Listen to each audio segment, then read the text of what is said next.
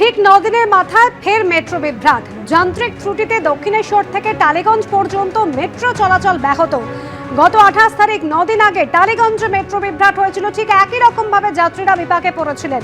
আজ সপ্তাহের শুরুর দিন একেবারে সকালে মেট্রো বিভ্রাটে চূড়ান্ত নাজেহাল হচ্ছেন নিত্যযাত্রীরা। প্রায় 1 ঘন্টা পর এরপর সচল হয় মেট্রো পরিষেবা। আর মেট্রো রেল সূত্রে খবর, যান্ত্রিক ত্রুটির কারণে এই পরিস্থিতি। গত 28 ডিসেম্বর টালিগঞ্জ স্টেশনে আচমকাই ঢোকার আগে থমকে যায় মেট্রোর চাকা। প্রায় 40 মিনিট ধরে বন্ধ থাকে এবং তারপর চালকের দরজা দিয়ে কোনো রকমে আটকে থাকা যাত্রীদের বার করা হয়। আর আজ 9 দিনের মাথায় ফের দক্ষিণেশ্বর থেকে টালিগঞ্জ পর্যন্ত মেট্রো চলাচল ব্যাহত হলো প্রায় 1 ঘন্টা।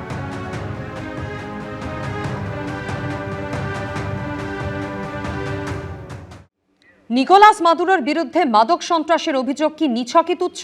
নিজের পছন্দের লক্ষ্যে চেয়ারে বসিয়ে ভেনেজুয়েলার তৈল ভান্ডারে থাবা বসানোই কি ডোনাল্ড ট্রাম্পের মূল টার্গেট?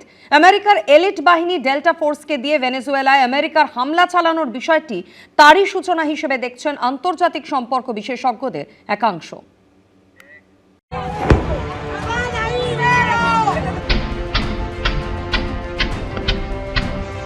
শুক্রবার মধ্যরাত থেকে অতর্কিতে হামলা, একাংশে আলো নিভিয়ে দিয়ে এয়ার স্ট্রাইক, ক্যারাকাসের এয়ার ডিফেন্স সিস্টেম অকেজো করে লক্ষ্যে হানা, জাহাজে আগুন ধরিয়ে দেওয়া। ভেনেজুয়েলার ওপর ট্রাম্পের আগ্রাসন পৌঁছে গেছে চূড়ান্ত পর্যায়ে। কিন্তু কিভাবে ভেনেজুয়েলার প্রেসিডেন্টের দুর্গসম প্রাসাদে অভিযান চালালো আমেরিকা? এখানেই তাদের কৃতিত্ব দেখিয়েছে ডেল্টা ফোর্স। আমেরিকার সময় অনুযায়ী শুক্রবার রাত 10:45 নাগাদ আমেরিকার সেনাবাহিনীকে এই অপারেশনের জন্য সবুজ সংকেত দেন ট্রাম্প। পাঠানো হয় 150-র বেশি এয়ারক্রাফট, যার মধ্যে ছিল bomber, fighter jet, surveillance plane, helicopter. পাঠানো হয় ড্রোনও। ভেনেজুয়েলার রাজধানী ক্যারাকাসের বিস্তীর্ণ এলাকার বিদ্যুৎ সরবরাহ বন্ধ করে দেয় আমেরিকা। এরপর মাদুরোর বাসভবনে ল্যান্ড করে হেলিকপ্টার। মাঝরাতে একেবারে ঘরের ভেতরে ঢুকে বিছানা থেকে তুলে নিয়ে আসা হয় নিকোলাস মাদুরো ও তার স্ত্রীকে।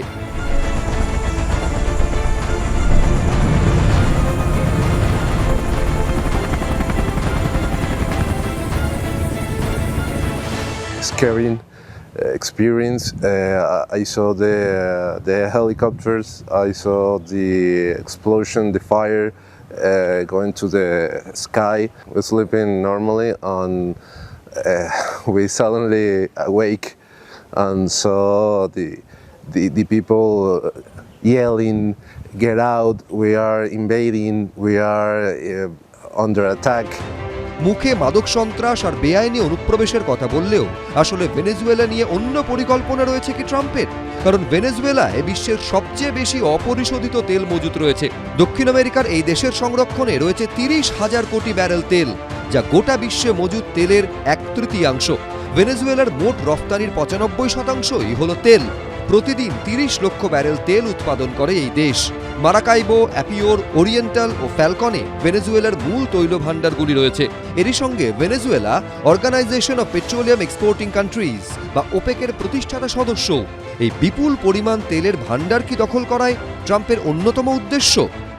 Maduro and Flores have been indicted in the Southern District of New York.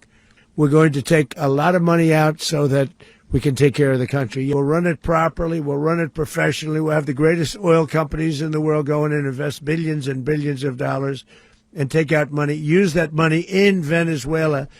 And the biggest beneficiary are going to be the people of Venezuela. কিন্তু আমেরিকা কোন অধিকারে অন্য একটা দেশকে চালাবে? আদতে কি ভেনেজুয়েলার তেলের ভান্ডারগুলি দখল করাই উদ্দেশ্য? তেল মার্কিন রাজনীতিবিদদের সবসময় আকর্ষিত করেছে, এক্ষেত্রেও করেছে। খনিজ তেলের ক্ষেত্রে তার নিজেরও কিন্তু পর্যাপ্ত পরিমাণে তার নিজের দেশে রয়েছে, কিন্তু তেল আহরণের মাধ্যমে তেল দখলদারির মধ্যে দিয়ে সে বিশ্ব রাজনীতিকে বারংবার নিয়ন্ত্রণ করতে চেয়েছে। এদিকে ভেনেজুয়েলায় আমেরিকার আগ্রাসনের প্রতিবাদে সরব হয়েছে ভারতের বিরোধী দলগুলি। উদ্বেগ প্রকাশ করে এক্স হ্যান্ডেলে পোস্ট করেছেন কংগ্রেসের সাধারণ সম্পাদক জয়রাম রমেশ। দিল্লিতে বিক্ষোভ দেখিয়েছে সিপিএম। সোমবার ধর্মতলা থেকে মিছিলের ডাক দিয়েছে ডিওয়াইএফআই। নির্বাচিত সরকার তাদের এই রকম একজন প্রধানকে অপর একটি দেশ এসে এই রকম বন্দি করে নিয়ে চলে যাচ্ছে, এই ঘটনার আমরা তীব্র নিন্দা জানাচ্ছি।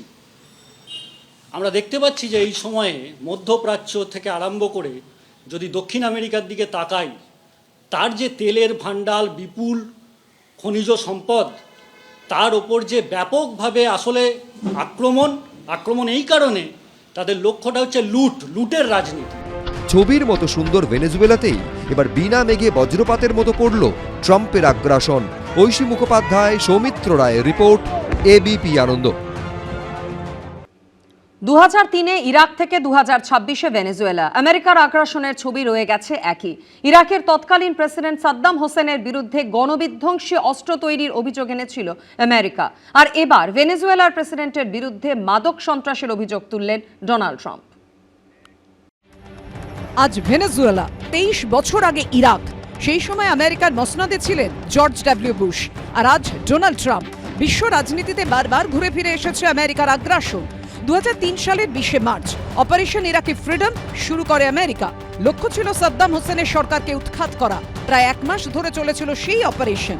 আমেরিকার তরফে দাবি করা হয়েছিল মোবাইল ল্যাবে মারাত্মক জৈব অস্ত্র তৈরি করছে ইরাক। যদিও পরে তা প্রমাণ করতে পারেনি আমেরিকা। 2003 সালের 17 মার্চ তৎকালীন প্রেসিডেন্ট সাদ্দাম হোসেনকে ইরাক ছাড়তে 48 ঘন্টা সময় দিয়েছিল আমেরিকা, কিন্তু দেশ ছাড়েননি তিনি। এর দুদিন পরেই সোজা ইরাকের রাজধানী বাগদাদে হামলা চালিয়েছিল আমেরিকা। অপারেশন ইরাকি ফ্রিডমে আমেরিকার সঙ্গে ছিল ব্রিটেন, অস্ট্রেলিয়ার সেনা এবং পোল্যান্ডের স্পেশাল ফোর্স। 2003 সালে 1 মাস ব্যাপী অপারেশন চালানোর পরও ইরাক থেকে সেনা প্রত্যাহার করেনি আমেরিকা।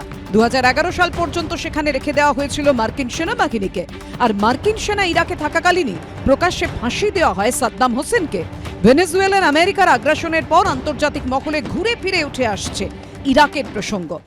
ইরাকের ঘটনাটাই অন্তত একটা ভনিতা ছিল, একটা মিথ্যে ছিল, একটা জাতিপুঞ্জকে দেখানোর একটা ব্যাপার ছিল। এই ঘটনায় সম্পূর্ণভাবে আমেরিকা দেখালো যে আমি হচ্ছি একনায়ক, আমি যখন যা ইচ্ছা তাই করতে পারি, এবং সেখানে কোনো দেশের সার্বভৌমত্ব, কোনো দেশ, আন্তর্জাতিক আইন, জাতিপুঞ্জ, এগুলো কোনো কিছু ম্যাটার করে না। ভেনেজুয়েলার প্রেসিডেন্টের নিকোলাস মাদুরোর বিরুদ্ধে মাদক সন্ত্রাসের অভিযোগ এনেছে আমেরিকা। আমেরিকার দাবি, কলম্বিয়ান গেরিলা বাহিনীর সঙ্গে হাত মিলিয়ে আমেরিকায় মাদক পাচার করে চলেছেন ভেনেজুয়েলার প্রেসিডেন্ট। এই অভিযোগকে সামনে রেখেই বিরাট সামরিক প্রস্তুতি নিয়ে রাতের অন্ধকারে ভেনেজুয়েলায় হামলা চালালো ট্রাম্প প্রশাসন। ব্রুকলিনে তুলে নিয়ে এসে সস্ত্রীক বন্দী করে রাখা হলো নিকোলাস মাদুরোকে। ইস্যু আলাদা হলেও ইরাকের ধাঁচেই ভেনেজুয়েলাতে আমেরিকার আগ্রাসন দেখল গোটা বিশ্ব। ইরাক, তারপরে চিলি, তারপরে পানামা, 3টে দেশকেই আমেরিকা দখল করে নিয়েছিল। এখন এই 3টে দেশ স্বাধীন হয়ে গেছে। 4 নম্বর হচ্ছে ভেনেজুয়েলা। লিবিয়ান ওয়ারে সাদ্দাম হুসেনের যে আর্মি ছিল, ওদের টপ জেনারেলসদের সাদ্দাম হুসেন খুব ভালো টাকা দিত। কিন্তু যখন ইউএসএ অ্যাটাক করে, সাদ্দাম হুসেনের মিলিটারি একেবারে নিষ্ক্রিয় হয়ে যায়। আর ইউএসএ ইরাককে দখল করে নেয় 48-72 ঘন্টার মধ্যে। সেই জিনিসটা এখন এবার ভেনেজুয়েলায় হয়েছে। ইরাকে 45,000 সেনা পাঠিয়ে বুশকে সাহায্য করেছিল ব্রিটেন। আর ভেনেজুয়েলার ক্ষেত্রে নিকোলাস মাদুরোকে প্রথম থেকেই তারা অবৈধ প্রেসিডেন্ট হিসেবে মনে করে আসছিল। যদিও এবার তারা চাইছে শান্তিতেই যেন ভেনেজুয়েলায় ক্ষমতা হস্তান্তর হয়। সুদীপ্ত আচার্য, সৌমিত্র রায় ও সন্দীপ সরকারের রিপোর্ট, এবিপি আনন্দ। এবিপি আনন্দ, এগিয়ে থাকে, এগিয়ে রাখে।